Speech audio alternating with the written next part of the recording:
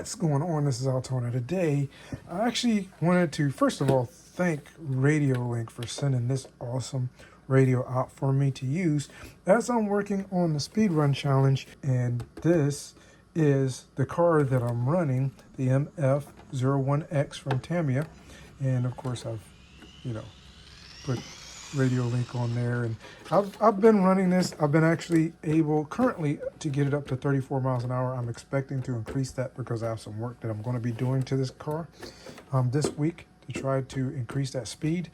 But today I really just wanted to share with you the radio and just some of the things that I've learned about this radio, which I think is awesome. So first of all, this particular radio actually came with the receiver that's mounted in this car. And so this is the receiver that actually comes with it, the R7FG. It was sent along with the radio. And you notice that it's got a nice little adapter here, XT60 adapter. So that XT60 adapter will go between the ESC and the battery, and then this plugs into the receiver right into this section here. Get it to focus right in that section there. And what that's going to do is going to give you the battery voltage telemetry back to your radio, which is fantastic. Now, one of the things that you're going to want to know that I've realized in the process of setting this up, it has a very, very conservative setting. You notice I still have the screen protection here on the front. I'm going to take that off soon, but it's got a very conservative setting for your battery alarm.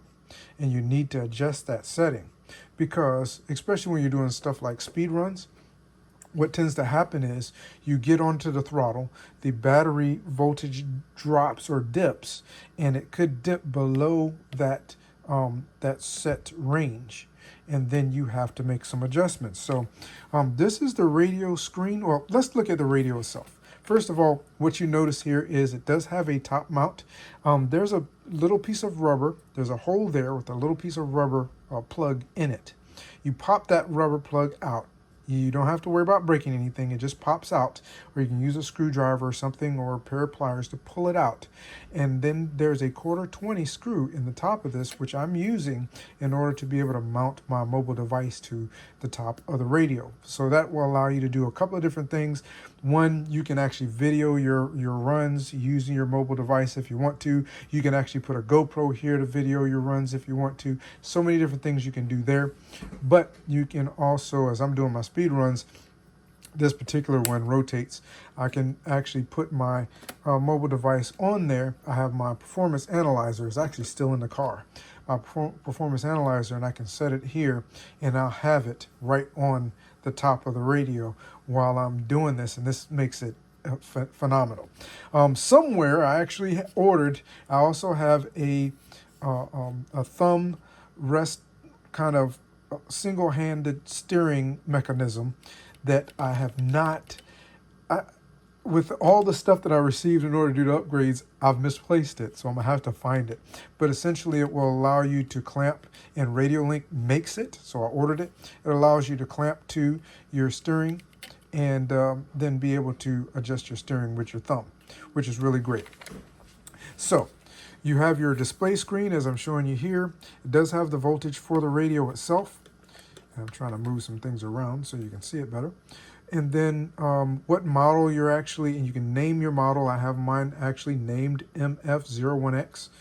It doesn't have a ton of characters here, so you're just going to have to figure out an abbreviated name for that particular model.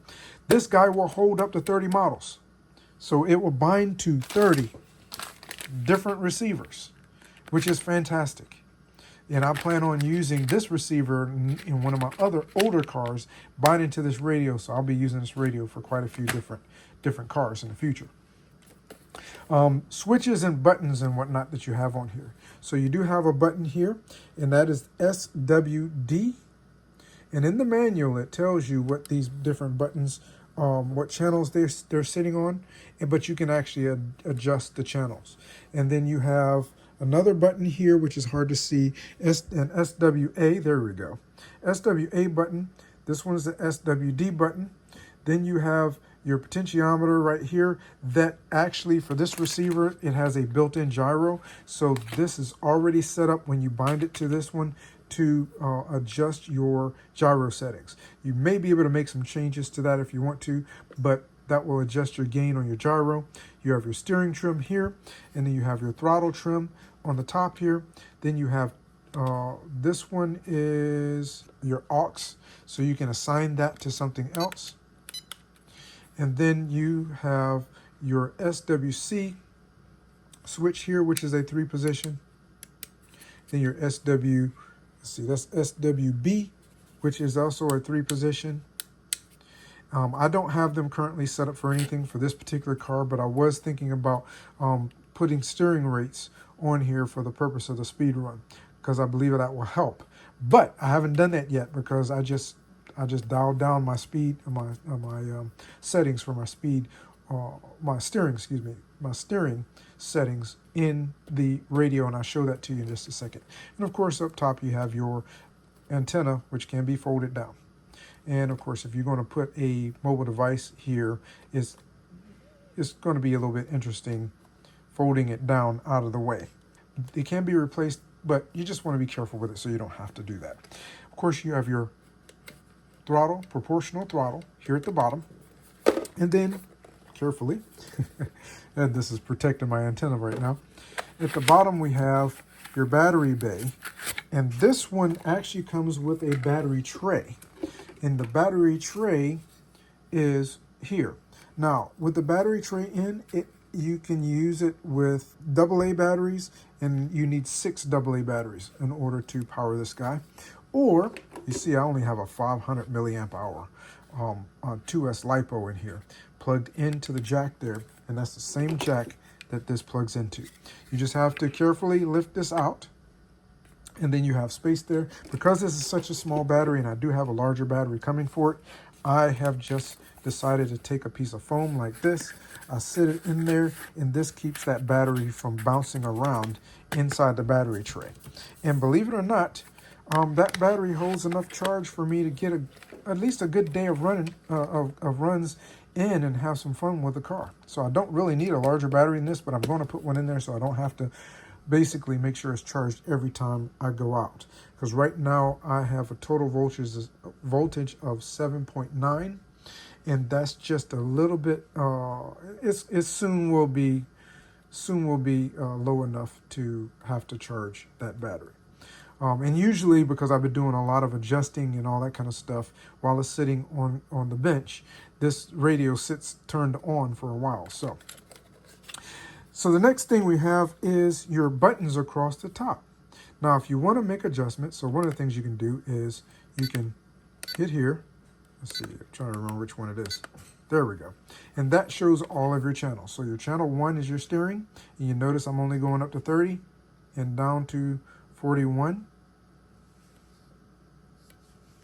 And it's basically centered at this point.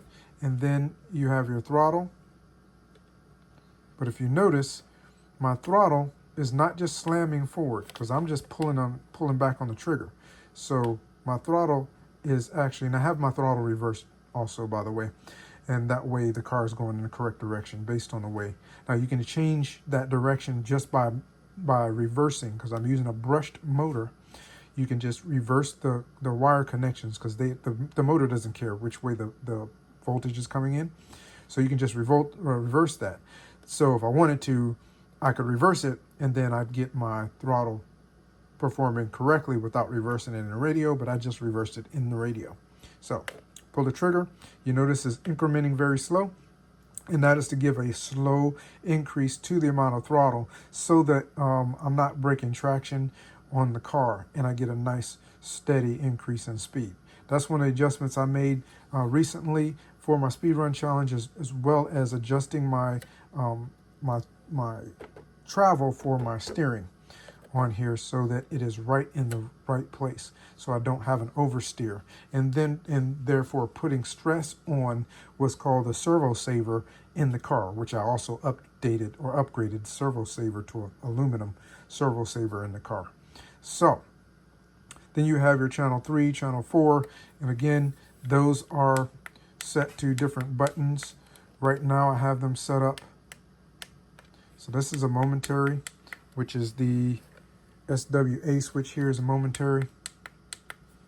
And then I have, this one's not really set up to anything. My channel 5, trying to get this where you can see it, is actually set up here. And this one is actually set to channel 6. And I don't have those channels actually doing anything, but again, you can program them in the radio to do what you want to. If you want to go down a little bit, so that means that this one down here is set to channel 7.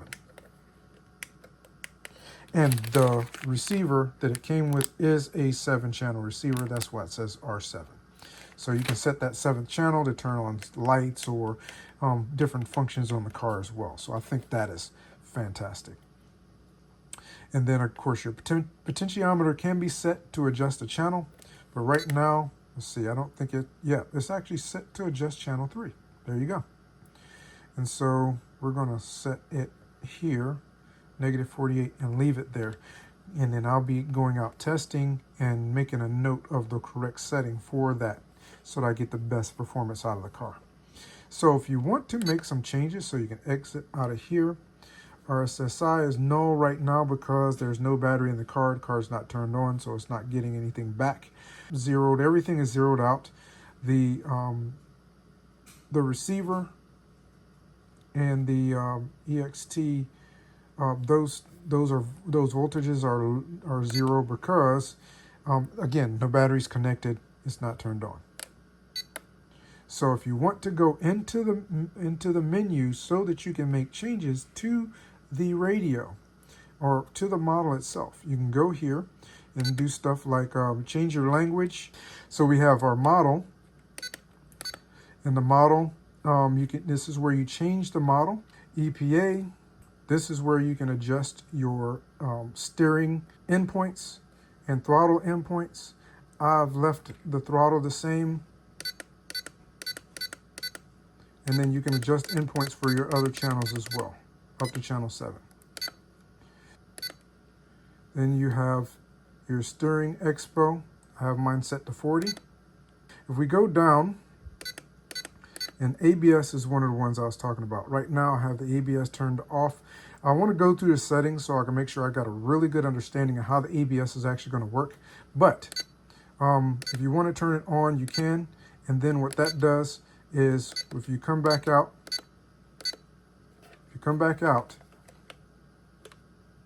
you see how the throttle is fluctuating in the negative, and that is your ABS. I'm actually going to leave that on for right now to see how that's going to perform for me as I go out to run the car. And so that's ABS, and when you notice is if I come out of the menu, when I go back in, it goes back to the same value that I left, or the same category that I left. So then reverse. So this is where you reverse the channels at. And you notice I have my steering reversed, my throttle is normal. And that steering reversed, no, it says throttle is normal, so okay. So the throttle is normal and the steering is reversed. And that is because I noticed that my steering was reversed, essentially, with the servo. So I fixed that. And I basically have left everything else the same. Name, that's where you go in and you can change your model name. And it has a nice little keyboard, just straight inline numbers and whatnot here. So I won't go be changing anything there.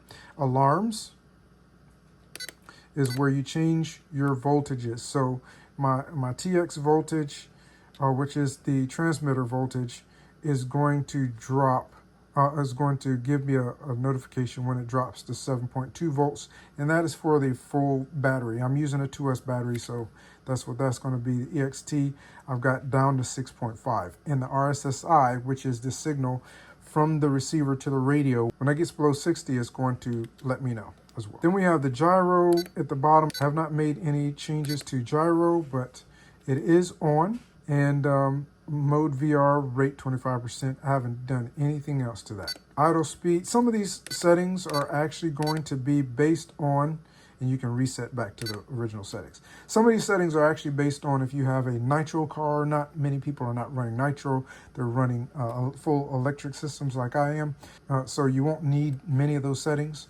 And then it just goes back to your language setting, number 1.